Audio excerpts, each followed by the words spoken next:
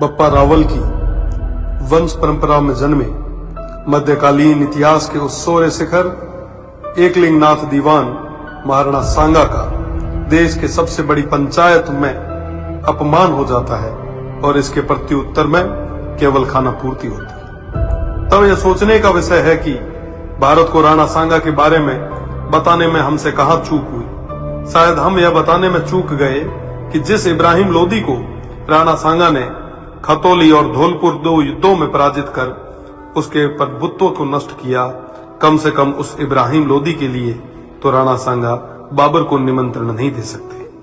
1519 में गागरोन के युद्ध में मालवा के सुल्तान महमूद खिलजी को 3 माह बंदी बनाने वाले, ईडर के युद्ध में गुजरात के मोहम्मद शाह की सेना को पराजित करने वाले, दिल्ली, मालवा और गुजरात की संयुक्त सल्तनतों को हराने वाले तत्कालीन भारत के शक्तिशाली शासक राणा सांगा को कहां जरूरत है किसी विदेशी को आमंत्रित करके सहायता लेने की। दौलत खान लोदी जैसों के निमंत्रण पर आए बाबर के विरुद्ध मेवाड़ के आसपास के शासकों ने राणा सांगा के झंडे के नीचे बाबर जैसे आक्रांताओं से लोहा लिया।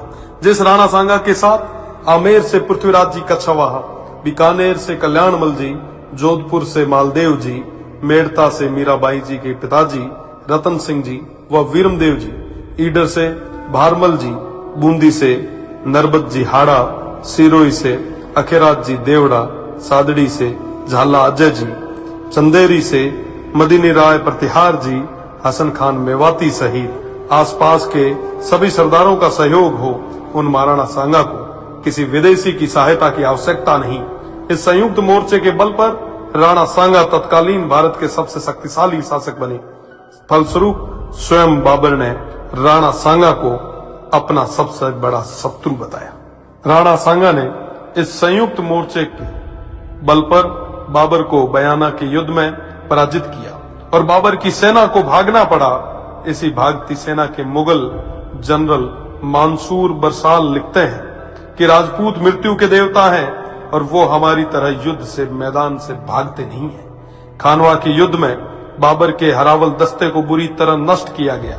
इस युद्ध में क्षत्रिय तलवारों का पहली बार तोपों से सामना हुआ। उन तोपों को नष्ट करने के लिए वीरों ने अपने सिर तोपों में देके उन्हें नष्ट किया। आज भी यह खानवा गांव महाराणा सांगा के नेतृत्व में इन देशभक्त सूरवीरों के राष्ट्र व धर्म की रक्षा विदेशी आक्रांताओं बाबर और उनकी सेना से युद्ध करते हुए प्राणोत्सर्ग करने का साक्षी है।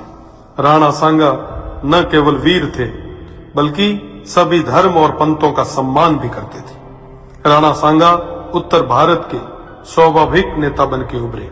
80 गांवों के बाद में भी अडिग ऐसे महान इतिहास पुरुष के बारे में देश को कम जानकारी होना या उनके अपमान पर बिना कुछ विशेष प्रयास किए केवल खाना पूर्ति करना बेहद दुखद है। भारत तो छोड़िए, ऐसे महानायक की प्रतिमाएं आपको राजस्थान में भी न के बराबर मिलेगी। महाराणा सांगा की विरासत और धरोहरों को आज संरक्षण की आवश्यकता है। इस और ध्यान देना हम सभी का कर्तव्य है। ऐसे प्रयास ही महाराणा सांगा के प्रति सच्ची श्रद्धांजलि होगी और इनके इतिहास को धूमिल करने का प्रयास करने वालों को करारा जवाब।